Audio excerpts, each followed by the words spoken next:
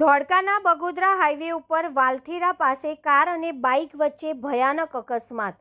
વાલથીરા પાટિયા પાસે પૂર ઝડપે આવતી કારે બાઇકને લીધું અડફેટે। બાઇક સવાર દંપતી ગંભીર રીતે ઘાયલ, સારવાર અર્થે હોસ્પિટલ ખસેડાયા।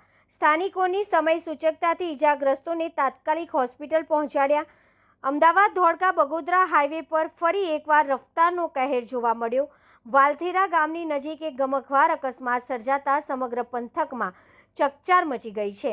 મળતી માહિતી મુજબ એક દંપતી પોતાની બાઇક પર ધોળકા તરફ જઈ રહ્યું હતું। આ દરમિયાન બગોદરા તરફથી પૂર ઝડપે ધસી આવતી એક અજાણી ફોર વ્હીલર કારના ચાલકે સ્ટીયરિંગ પરથી કાબુ ગુમાવતા બાઇકને જોરદાર ટક્કર મારી હતી।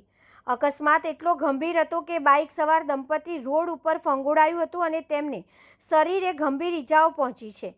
સ્થાનિકો મદદે દોડ્યા। અકસ્માતનો અવાજ સાંભળી આસપાસના લોકો અને રાહદારીઓ તાત્કાલિક ઘટના સ્થળે દોડી આવ્યા હતા।